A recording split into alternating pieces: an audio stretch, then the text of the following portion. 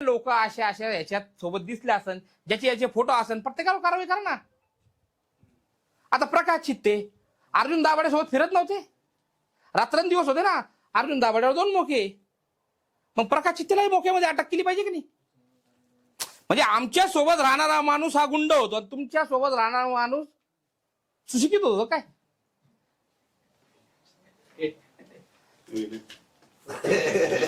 अरे काय पद्धत.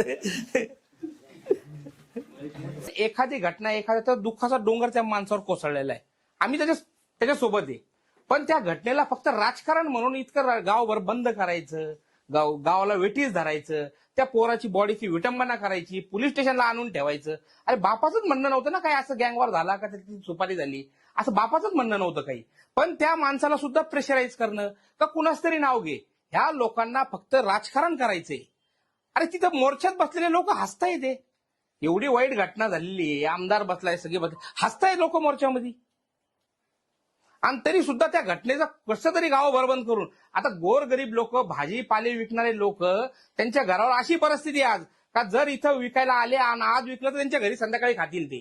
त्या लोकांची जबरदस्ती दुकानं बंद करतात. आमदार गाडीवर फिरतोय आणि लोकांना दम देतोय. अरे लोकांनी जर सो इच्छेने बंद केले तर ते बंद करायला आमचंही पाठी. दिशाभूल करायचं काम आहे आणि नाव पण घेत नाही. कोण करतंय? आमदार आहे तू, तुझ्यामुळे तुला या श्रीरामपूर मतदारसंघ सुरक्षित ठेवायची जबाबदारी तुझ्यावर आहे. तू त्यांचे नाव घेतले पाहिजे. नाव का नाही घेत? टोळीचा सहभाग असू शकतो, अरे काहीतरी पुरावा दे, त्याच्यावर मानहानीचा दावा मी दाखल करणार आहे आमदारावर. त्याच्याकडे काही पुरावा असेल ते द्यावा. आणि मी पत्रकार म्हणून पत्रकारांना सगळ्यांना विनंती करतो की त्याला हा प्रश्न विचारा, यांचा कोणता 2 नंबरचा धंदा चालू आहे ते दाखव. श्रीरामपूरमध्ये गुन्हेगारी वाढली. आज परिस्थिती बघा, इथून श्रीरामपूरच्या इथून पलीकडे जर पाहिलं वार्ड नंबर 2 मध्ये, तर मोठ्या मोठ्या ट्रका तोडल्या जातात चोरीच्या. आणि जेवढे गाड्या चोरी होतात आपल्या जिल्ह्यामधले, त्या वार्ड नंबर 2 मध्ये स्क्रॅपच्या माध्यमातून तोडायला येतात. त्याच्यावर आमदारला ते दिसत नाही. महाराष्ट्रभर गो हत्याबंदी कायदा आहे, सगळे कत्ली करणारे, गायाच्या कत्ली करणारे आमदार सोबत फिरतात, ते त्याला दिसत नाही. घटना हा चुकीची झालेली आहे आणि त्या दुबळ्या परिवाराला आमचं समर्थन आहे. आणि जिथं त्यांना असं वाटन का आमची गरज पडल तर तिथं आम्ही निवेदन देऊ आणि जिथं मोर्चे काढायचे तिथं त्यांच्या सोबत जाऊ. त्या लोकांशी माझा कुठलाही संबंध नाहीये. लोक अशा अशा ह्याच्यात सोबत दिसले असन, ज्याचे याचे फोटो असन, प्रत्येकावर कारवाई करा ना. आता प्रकाश चित्ते अर्जुन दाभाडे सोबत फिरत नव्हते, रात्रंदिवस होते ना. अर्जुन दाभाडेवर 2 मोके, मग प्रकाश चित्तेलाही मोक्यामध्ये अटक केली पाहिजे की नाही? म्हणजे आमच्या सोबत राहणारा माणूस हा गुंड होतो, तुमच्या सोबत राहणारा माणूस सुशिक्षित होतो काय?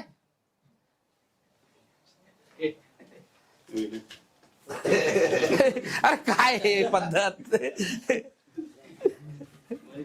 विरोध करायला मी रस्त्यावर राहील. सगळे व्यापाऱ्यांना आम्ही भेटू आणि सांगू तुम्ही दुकानं उघडा, कुणाच्या भीतीला घाबरू नका. आमदार सारख्याला शोभतं का 2 व्हीलर फिरतो, लोकांना दम देतो, बंद कर. काय जागिरी काय त्याची श्रीरामपूर? या सगळ्या प्रकरणावर एकच स्पष्ट नाव, जे 3 आरोपी पकडलेले आहेत त्यांचा तुमचा काही संबंध आहे का? आणि हे 3 आरोपी कोण आहेत याची पार्श्वभूमी जाणून घेतली, कारण आरोप तुमच्यावर.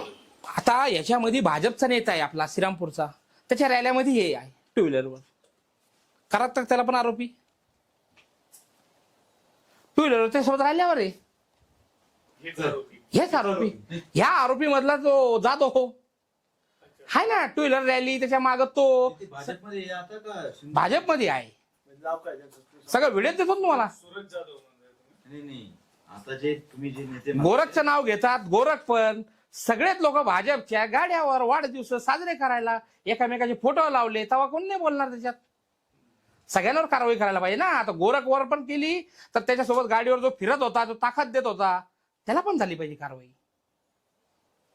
भाजपचे लोक ताकद देतात आहे ना सोबत. मग सोबत पण समाजावर इम्पॅक्ट काय होतो त्याचा? पत्रकारांच्या बद्दल तुमची जी भूमिका आहे, आता सोशल मीडियात पण एक पोस्ट केली होती, पण पत्रकार जी मिळालेली माहिती आहे त्याच्यावरती आधारित बातमी प्रकाशित करतो. माहिती देणारी जी लोक असतात ती शासकीय यंत्रणेतली लोक आहेत. नाही, मग तीच आपण ती शहानिशा, मी तेच सांगतो ना. आता जसं किंवा त्यांनी दोघांपैकी कुणी जी माहिती दिली ती माहिती खरी मानून पत्रकार त्या बातम्या देत असतात. यामध्ये पत्रकारांचं म्हणजे कोणी पण असेल पत्रकारांचा व्यक्तिगत रोल आहे असं मला वाटत नाही. नाही आता ऐका ना, 2 मिनिटं साहेब, 2 मिनिटं. आता जी आकाशची हत्या झाली, ऐका, आकाशची जी हत्या झाली, पहिल्या दिवसापासून पोर्टरमध्ये काय होतं, चाकू घुपसल्याने तिची हत्या झाली, हे बरोबर आहे का? पण ही बातमी जर लोक समाजात जाती तर कुठेतरी आपली चूक होती का नाही? मी तुम्हाला नाही सांगत, मी आपल्या पत्रकार बांधवांना सांगतोय, हे कुठेतरी आपली चूक होती, आपण शहानिशा त्याची केली पाहिजे. माझ्या भावाला मी सरेंडर केलं, पोलीस स्टेशनला झाला, सरेंडर झालं, सगळे म्हणले सापळा रचून धरला, कोर्ट म्हणतो तो हजर झाला, आयो म्हणतो हजर झाला. मग अशा बातम्या लावून कशी समाजाची दिशाभूल करायचं काम आहे का नाही? मी एका कुठल्या माणसावर सांगत नाहीये. आणि जेव्हा काहीतरी चांगलं काम आम्ही करतो तर ते सगळे पत्रकार आमचं दाखवत नाही ना. तुम्हाला मारहाण झाल्यावर, अपहरण झाल्यावर, कुणी खंडणीची धमकी दिल्यावर तुम्हालाच फोन काय येतो? म्हणजे नेमकं तुमचंच नाव नाही काय? ते मग तेच म्हणतो ना, सगळे कोण जोडून बदनाम कसं करायचं यांना. आणि मी पूर्वीपासून सांगतो का माझ्यावर कुठलाही गुन्हा दाखल झाला तर मी फोन बंद करून गायब होणारा माणूस नाहीये. बंटी जागीरदारची केस जेव्हा झाली तर मी माझ्या घरी होतो. मला ज्या वेळेस पोलीस स्टेशनला चौकशीसाठी बोलवलं मी त्या टायमाला पोलीस स्टेशनला हजर होतो. ज्यावेळेस FIR मध्ये नाव आलं तर मी तर कन्फर्म झालो ना मी आहे त्याच्यात, तरी सुद्धा मी तिथं हजर होतो, चौकशीला हजर होतो, सगळीकडे हजर होतो. जिथे असं कुणालाही वाटेल प्रशासनाला का मी त्याच्यात दोषी वाटतोय, मला अटक करायची आहे, मी समोर येईल. आता घटना झाली, मी आहे ना इथंच. पण मी काय कुठला अतिरेकी नाही. माझ्या घरचं सर्च काढणं, QRT बोलणं, ते करणं, एवढे मला पाकिस्तानमधून धमकी येत आहे. इथले जिहादी माणसं त्यांच्या संपर्कात आहेत, त्यांचे घराची झरत्या घेणं दिलं सोडून आणि माझ्या झरत्या घेता. पाकिस्तानचं शेजार भट्टी प्रकरण आता ताजं आहे. तुम्हाला 2दा पाकिस्तानवरनं बसलेल्या व्यक्तींनी व्हिडिओद्वारे धमक्या दिल्या. त्याच्यामध्ये ATSनी पण काही श्रीरामपूरमध्ये कारवाई केल्या, बरेच त्याच्यामध्ये उलगडा झाला. याविषयी काय तुम्ही सांगा? 102 आरोपी त्याच्यात धरले महाराष्ट्रभरातून. छत्रपती संभाजीनगरमध्ये जे लोक धरले त्यांच्याकडे गन मशीन भेटले, 5 कोटी कॅशही भेटला असं मीडियात आलंय. हे 102 धरले त्याच गँगची संपर्कात होते जे लोक मला धमकी देत होते. हे सगळे त्याच्याच संपर्कात होते. आणि मी प्रशासनाला पूर्वी इथे सांगत होतो,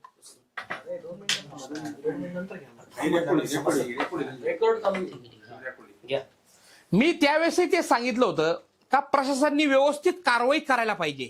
ज्या वेळेस महाराष्ट्रभरातून 80 ते 90 निवेदन आले त्यानंतर लोकांना उचलल्याने 102 लोक ताब्यात भेटले ना. मी हा विषय मला धमकी दिली म्हणून मी सांगत नाहीये.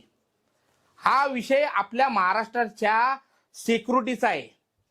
जर ह्या लोकांनी कुठून तरी बॉम्ब आणला आणि कुठेतरी ठेवून दिला, आज हे डायरेक्ट त्या सैजाद भट्टीच्या संपर्कात आहे. पहिलेच या महाराष्ट्रात का जिहादी गद्दार कमी आहेत का?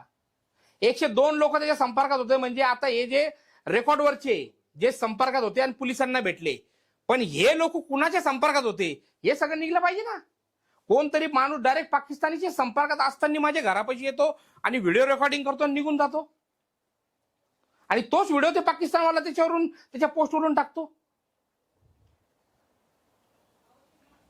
पाकिस्तानच्या कुठल्या लोकांनी किंवा टेररिस्ट किंवा कोणी तुमच्या घराची रेकी केली किंवा तुम्हाला जे व्हिडिओ किंवा कॉल केले किंवा व्हिडिओ आले तुमच्याकडे, तुम्हाला काय वाटतं कोण आहेत ते?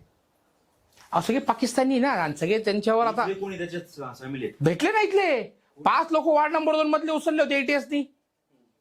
5 लोक जे मुसलमान उचलले ते सगळे काँग्रेस पोषित आहे, सगळे काँग्रेसच्या संपर्कातले लोक आहे. तुम्हाला जे धमक्या आल्या किंवा काय आल्या याच्या अगेन्स्ट आपण काही पोलीस स्टेशन मध्ये FIR केली किंवा? मी नाही केली. तिथं राहणाऱ्या माणसांनी जो तिथं राहतो त्यांनी पाहिलं हे बिल्डिंगचा आपले फोटो आहे आणि व्हिडिओमध्ये तो सांगतो याला बॉम्ब निवडून टाकू. मग तो घाबरला, त्याची मुलं बाळ राहतात, तो गेला पोलीस स्टेशनला तक्रार केली. मी काही सिरियस नाही घेतलं त्याला. तो गेला, तिने तक्रार केली आणि त्यात 3 तक्रार दाखल केली ना, असंच झालं. मग त्याच्या तक्रारीवर 2 धरले ते अल्पॉईंट निघले. पण अल्पॉईंटला मोबाईल दिला कुणी? अल्पॉईंटकडे मोबाईल दिला, अल्पॉईंटला गाडी दिली. काहीतरी कायदा पास केला ना आता का अल्पॉईंट मुलगा जर गाडी चालवत असेल तर त्याच्या बापावर गुन्हा दाखल करा. पण तशी कारवाई नाही झाली, कारण धमकी मला आली ना. ती मला धमकी आली म्हणजे मोठी कारवाई करायची, म्हणजे सागरबेग फेमस होऊन जाईल. कारवाई करायची नाही ती याच्यात. एकंदरीत आपण आता जे बोलले की तुम्ही देखील गुन्हेगारीच्या विरोधात आहे, मग नेमकी श्रीरामपुरात गुन्हेगारी टोळ्या कोणाची आहेत आणि कोण गुन्हेगारी पोचतो? नाही, मी हेच सांगतो ना, ज्या माणसाला हे सगळा अभ्यास आहे, आमदार आहे ना, तू सांग ना सगळ्यांची नावं. एकच बेकटोळी. अरे बेकटोळीचे सदस्य सांग, कोण याच्याशी निगडीत आहे, त्यांचे कॉल आहे का, कुठंतरी भेटले का, कुठंतरी प्लॅन झाला का? असे लोक असतील तर आम्हाला आरोपी करा ना. भाजपच्या एका महिला नगरसेवकाकडनं या आंदोलन जे पोलीस स्टेशनमध्ये झालं त्याच्यामध्ये असं सांगण्यात आलं की आता टोपीधारक लोकांकडनं त्रास देतोय, जो त्रास मुसलमानांना व्हायला पाहिजे तो हिंदू लोकांना होतोय. याकडे आपण काय बघतो? नाही, आता त्रास देतोय म्हणजे कोण देतोय, कोण हिंदू रक्षक? आता सगळ्यात मोठे तर प्रकाश चित्ते हिंदू रक्षक आहे श्रीरामपूर मधले. कुठेतरी सुपाऱ्या बंद झाल्या आमच्यामुळं, सगळे सुपाऱ्या बंद झाले आणि हे नाटकं सुरू झाले. इतक्या दिवस तर करणला शिवाय देत होता ना. अंजुमच्या बिल्डिंगचे कागदपत्र, जी वेस्टर्न हाईट असेल, त्याचे गोल्ड मार्केटची बिल्डिंग असेल, या सगळ्या बिल्डिंगचे हप्ते खाऊन कोर्टामध्ये पिटिशन दाखल करून ठेवली आणि ते अर्ज आम्ही दिले. अंजुम हा चुकीच्या पद्धतीने स्वीकृत नगरसेवक केला, याचा अर्ज आम्ही दिलेला आहे. हा सगळा दुग्ध आहे. अंजुमच नाही तर त्यांच्या पक्षाचे 3 लोक हे चुकीच्या पद्धतीने नगरसेवक झाले, याचे कागदपत्र मी तिथे दिलेले. ह्या सगळ्या गोष्टीचा रोष आहे. त्यांचे 3 नगरसेवक त्यात बाद होणार आहेत. चित्ते आणि आमदार ओगले यांचं म्हणणं असं आहे की सागर बेग यांनी आतापर्यंत कुठल्याही मुस्लिम गुन्हेगारांच्या विरुद्ध मुवमेंट राबवली नाही. मागची बंटीच्या ह्याच्यात मला वाटतं माझं नाव आलं तर एफ आय आर मध्ये, पोलिसांनी क्लीन चिट दिली. बंटी हिंदू असेल, मला असं वाटतं बंटी हिंदू असेल, पाप्या शेख हिंदू असेल, असं वाटतं. तो जागीरदार हिंदूच असेल, शाहरुख पठाण हिंदूच असेल, असं मला वाटतंय. त्यात माझे नाव नाही, पण आलं ते मला क्लीन चिट भेटलेली. सगळे हिंदूच आहे मला असं वाटतंय. एकंदरीत आता तुम्ही शिवसेना शिंदे गटाचे मध्ये पक्षामध्ये आहात. उपमुख्यमंत्री एकनाथ शिंदेशी यावरून काही बोलणं झालं? कारण ज्या पद्धतीने हे सगळं सुरू आहे त्यामध्ये कुठेतरी तुमच्यावरच आरोप केले जात आहेत. काही त्यांच्याशी बोलणं झालं एकनाथ शिंदेशी की या प्रकरणात तुमचा सहभाग नसला किंवा ते देखील शिंदे गटाचे नेते आहेत, तुम्ही शिंदे गटात आहात, लोखंडे देखील शिंदे गटात आहेत, पण तुमच्यावर आरोप होत आहे, मग याबाबत तुमचं काही बोलणं झालंय ते का? पूर्वीपासून पक्षात काय राहतात, थोडे हेवेदावे राहतातच. त्या हेवेदावेतून हे होतं. फक्त लोखंडे साहेब आणि कांबळे साहेब माझ्या विरोधात नाही. हा चित्ते हा प्लॅन करू नये. चित्तेला कुठं काही पूर्वी काहीतरी त्याला पद होतं ना, सगळं गेलं. ही हिंदुत्वाच्या नावावर भामटेगिरी गेली म्हणून सगळं काढून घेतलं ना. आज स्टँड नाही राहिला, उभा झाला. 8,000 मतं पडले ना. सगळ्यांनी आम्ही ताकद लावली, काय लोकांनी मान्य केलं का? हे तर सगळ्यात मोठं दुःख नाही ना. या श्रीरामपूर शहरामधून 12,000 मतं आहे मला, अपक्ष असताना. पण ह्या गुंडाला स्वीकारलं ना, श्रीरामपूरकरांनी स्वीकारलं गुंडाला. पण ह्या गुंडाला बदनाम कसं करायचं? गुंड गुंड गुंड. आता जसं नवले साहेबांनी प्रश्न केला, मुसलमानांना काही करत, आता मुसलमानाला मारत फिरू रस्त्यावर. पक्षातून कुठेतरी तुम्हाला सस्पेंड करावं, निलंबित करावं किंवा अकालपट्टी करावी, हे मी पक्षातून तशी मागणी करायला पाहिजे.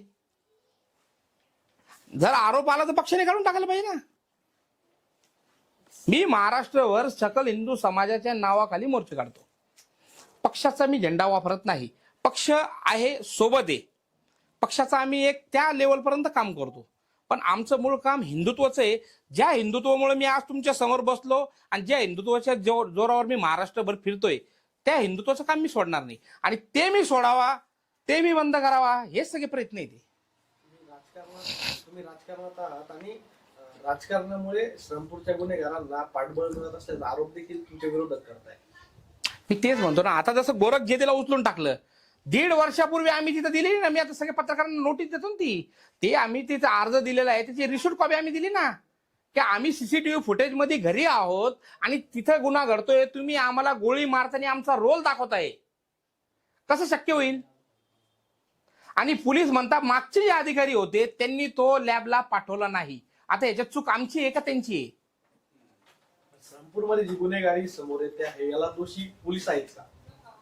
आता पोलिसांनी जर असं वाटतंय त्यांना तर गुन्हे घडताय आणि मी जबाबदार आहे, सगळ्यांवर मोके लावायला पाहिजे ना. कोणी थांबवलंय त्यांना? त्या लोकांवर कारवाई केली पाहिजे, मोके लावायला पाहिजे, एमपीडी लावायला पाहिजे, तडीपार केलं पाहिजे. या सगळ्या गोष्टी करायला आता मी काय कुठल्या पदावर नाहीये का माझ्या दहशतीमुळे पोलीस थांबतील?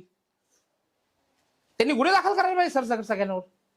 मी मागं प्रेस घेऊन आपण सर्व होते, प्रेस घेऊन सांगितलं होतं कुठल्याही व्यापारीला, कुठल्याही माणसाला माझ्यामुळे त्रास होत असेल, माझ्यामुळे कोणी धमकवत असेल तर तुम्ही मला संपर्क करा. मी माझे सर्व नंबर त्या पेपरमध्ये जाहिरातमध्ये छापले होते का तुम्ही मला डायरेक्ट संपर्क करा.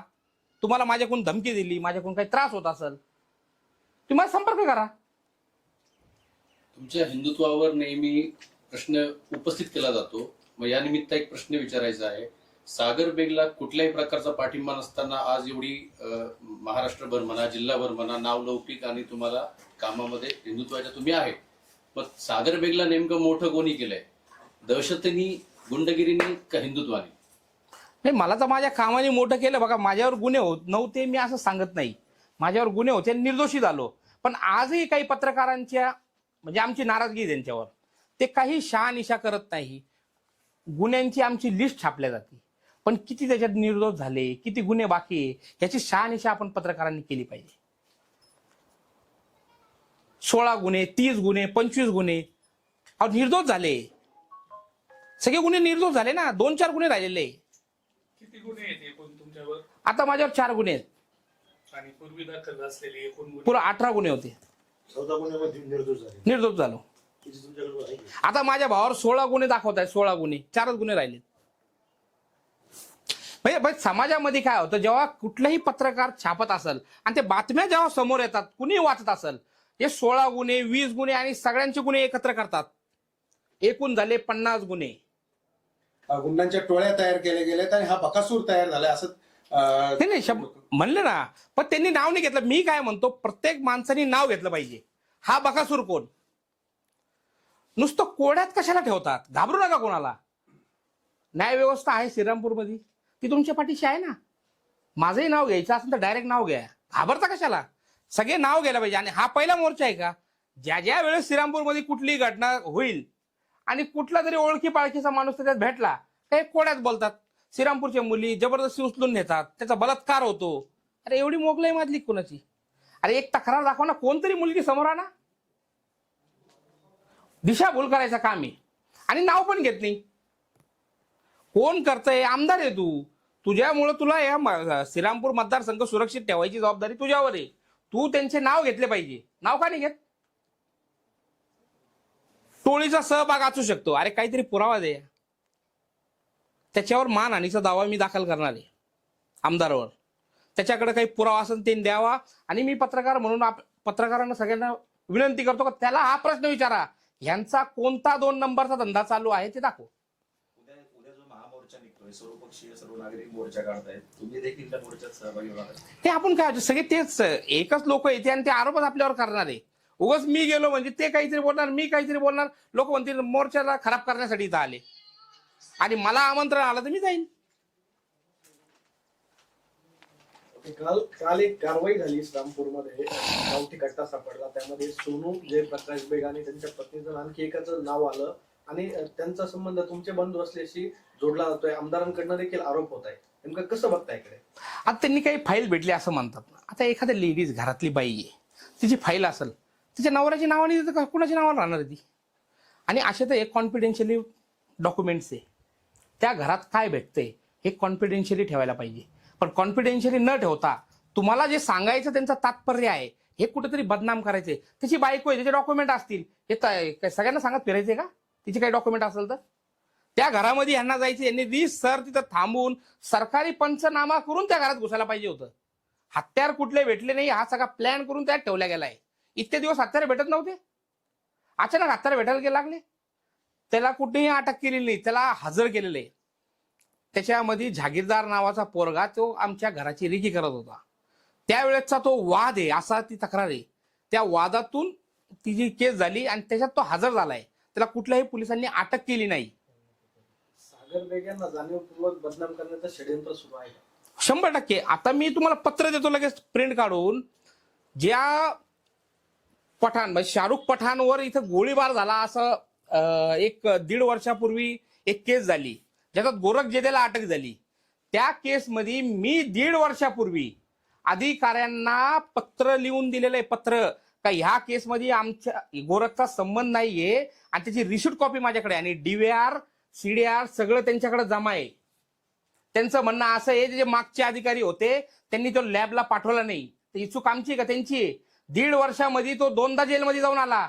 ऍडिशनल SP त्याच्यावर चॅप्टर केस केली. त्या दिवशी त्यांना दिसलं नाही का हा फरार आहे? ह्याच दिवशी का अटक करायची? हा सगळं ठरवून चालू आहे. आणि जो बडा नेता याच्यात आहे त्याचे पूर्ण पुरावे माझ्याकडे आहे. आत्ताच सगळं ठरवून एक खट्टी मी परत प्रेस घेऊन तुमच्या समोर सगळ्या पुरावे आणणार आहे.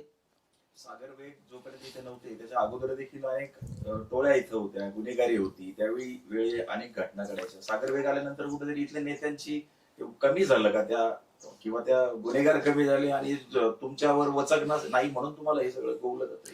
नाही, आता मी तेच सांगतो ना, माझे डायरेक्ट त्याच्याशी कोणत्या गुन्ह्याशी संबंध, मी म्हणतो मी 4 वर्ष 5 वर्ष झाले माझ्यावर कुठला गुन्हाच नाही दाखल झाला. आणि टोळी काय राहते, मी तेच म्हणतो, काय लायसन्स देतो काय मी कोणाला? का माझ्या टोळीतला आहे, आम्ही कोणाला परवानगी पत्र दिला का काय, का माझ्या टोळीतला आहे? कुठलाही माणूस जोडायचा काय होतं का, ही बाकीची जी संख्या आहे, मी पडतोय मग आमचे 8-10 लोक समाज म्हणून माझ्या मागे सगळे. मी आज हे जे मोर्चे करताय याच्यासाठी, मी उद्या मोर्चा म्हणलो ना तर अर्धा श्रीरामपूर गोळा करून घेईल. आणि मला कुठल्याही ऑफिसमधून फोन यायची गरज नाही. आज सगळ्या सरकारमधल्या लोकांचेही फोन येऊ राहिले मोर्चाला हजर व्हा. हा जो षडयंत्र आहे तो आमच्या सगळं लक्षात येतोय. आणि कुठल्याही टोळीशी माझा डायरेक्ट संबंध आला तर मला आरोपी करायला पाहिजे त्याच्यात. तुम्ही आरोपी डायरेक्ट मला करा. तुम्ही कुणाची वाट पाहतात? प्रशासन जरी असेल ती वाट पाहू नका. कुठंतरी तुम्ही चुकीचं करताय म्हणून मला आरोपी करता येत नाही तुम्हाला. पण ही मग आमदार, खासदार, माजी खासदार किंवा माजी आमदार यांच्यावर दहशत आहे का? तुमचं नाव घेत नाही ते? अहो त्यांना माहित असेल मी नाहीये. त्यांना माहित असतं. आमदार खासदार काय, आता माझे खासदार लोखंडे साहेब तिथं होते. लोखंडे साहेबाला बॉडीगार्ड आहे, ते काय घाबरतील मला? आणि आम्ही एका पक्षातले ना, ते कशाला घाबरत? मी तेच सांगतो ना, लोखंडे साहेब तिथं होते, कांबळे साहेब तिथं होते, त्यांनी काय माझं नाव नाही घेतलं. आणि त्यांच्या समोर बाकीच्यांनीही कुणी नाव नाही घेतलं. ते फक्त श्रीरामपूरची गुन्हेगारी संपावा ह्यासाठी ते मोर्चामध्ये हजर होते. आणि आमचंही समर्थन आहे त्यांना. अशा मोर्चामध्ये गेला पाहिजे, गुन्हेगारी संपलीच पाहिजे. पण गुन्हेगारी फक्त हिंदू करतो हा नॅरेटिव्ह खोडला पाहिजे कुठंतरी. चित्ते आणि ओगले, आमदार ओगले, चित्ते आणि करण ससारे हे 11 जुलैच्या मर्डर केस नंतर 12 जुलैपासून श्रीरामपूर बंद करतायत. आणि ते पूर्णपणे रोज फिरून ते दुकाना व्यवसाय सगळे बंद करतायत. आणि याचबरोबर आमदारांनी असं पण एक स्टेटमेंट दिलं आहे की हिंदू धर्मरक्षकच हिंदू लोक आहे. पण एखाद्याला दम द्यायचं, काहीतरी प्रेशर तयार करायचं. बेलापूरमध्ये जाता लोकांना दुकानं बंद करा असं नाही. लोकांनी स्वस्फूर्तीने बंद केले पाहिजे दुकानं. मोठ्या मोठ्या घटना घडतात तेव्हा बंद करत नाही. हा कुठलाही गँगवॉर झालेला नाहीये. हा त्याच्या वडिलांचं म्हणणं आहे. तरी सुद्धा त्याच्या वडिलांवर प्रेशर करायचं काम चालू आहे. आणि काल पोलिसांनी तर हे घेतले, प्रेस घेऊन सांगितलं का ह्यामध्ये 3च आरोपी आहे. आणि आता उद्या यांनी परत मोर्चा ठेवला. मोर्चा ठेवून फक्त एखाद्या माणसाला बदनाम करायचं काम हे कुणाकडून शिकायचं असेल तर या काँग्रेसवाल्यांकडून. जे लोक सगळे एकामेकाला, राजकारण इलेक्शन कुठलं आलं का सगळे एकामेकाला शिव्या देतात. पण कुठंतरी माझं नाव जोडलं कुठल्या घटनेशी तर सगळे भामटे एकत्र येतात. आणि तीच परिस्थिती श्रीरामपूरची झाली. आणि हे काही 8-10 मुंडके का यांना वाटते श्रीरामपूरचे मालकच आहे. कुठे झालं का गाव बंद? मागच्या संक्रांतच्या दिवशी गाव बंद. खरं तर यांच्यावर प्रशासनाने गुन्हे दाखल केले पाहिजे. यांना प्रशासनाने डोक्यावर घेतल्यासारखं आहे. काही हे बोलतील आणि काही होईल. त्या मोर्चामध्ये कुठं ते परिवारचे लोक आहेत का? हेच उड्या मारते, कुठे खुर्च्या टाकतात, कुठेही बसतात आणि गाव बंद. दुबैया यांची एक व्हिडिओ क्लिप व्हायरल झाली. त्यावेळेस दुबैया यांनी घटना घडत असताना किंवा घटनाच्या वेळेस तुम्हाला फोन केला. आणि ती व्हिडिओ क्लिप आता, ऑडिओ क्लिप आता व्हायरल झाली आहे. पण दुबैया जे आहे यांनी आपल्याला कॉल करण्याचं खरं कारण काय असू शकतं? आपली त्यांचे काही मैत्रीपूर्ण संबंध, आपले काही त्यांचे व्यावसायिक संबंध, आपल्याला फोन करण्याचं नेमकं कारण काय? नाही, त्यांचे माझे संबंध आहे, एवढे माझे जास्त संबंध नाही. मागेही त्यांचा हॉटेलच्या वरून एका मुलाशी वाद झाला, तो गुन्हा दाखल होत होता. त्यांनी मला कॉल केला. मी साहेबाला म्हणलो जर ते होत असेल, तिथला वेटर दारू पिलेला होता, काहीतरी उलटा बोलला, त्यांनी काहीतरी 2-3 चापटी त्याला मारले होते. मी त्याला सांगितलं नका करू साहेब दाखल, ते होऊन जाईल. तर त्याला काहीतरी विश्वास आला असेल का यांना फोन केला तर मदत भेटेल, त्या विश्वासाने त्यांनी मला फोन केला. त्याच ठिकाणी त्यांनी आमदारला का फोन नाही केला? कुठल्या खासदाराला का फोन नाही केला? मलाच का फोन केला त्यांनी?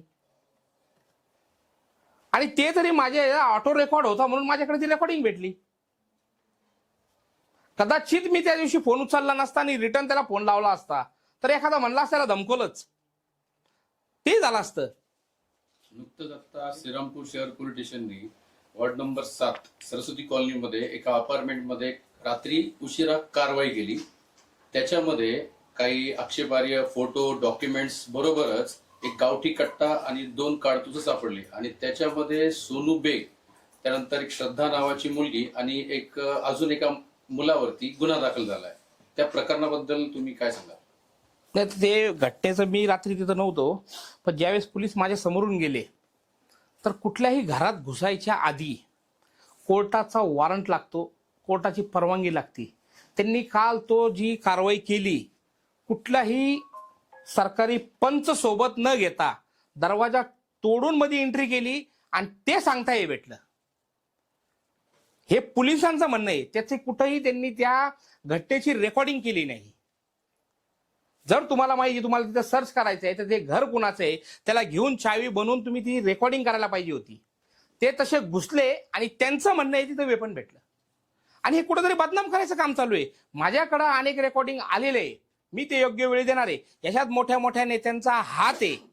ज्या नेत्यांनी हे सगळं रचलेलं आहे त्या अनेक लोकांची माझ्याकडे रेकॉर्डिंग आल्या. अनेक पोरींकडे हे जाऊन सांगताय का तुम्ही यांच्यावर बलात्कारचे गुन्हे दाखल करा. त्या सगळ्या पोरींशी माझा संपर्क झालेला आहे. त्या पोरींनी सगळ्यांनी व्हिडिओ बनवले आणि त्या सगळ्या पोरी पोलीस स्टेशनला हजर होऊन सांगणार आहे का त्यांच्याकडे कोण कोण जात आहे आणि यांच्यावर बलात्कारचे गुन्हे दाखल करा. हे सांगता हे सगळं मी उघड करणार आहे.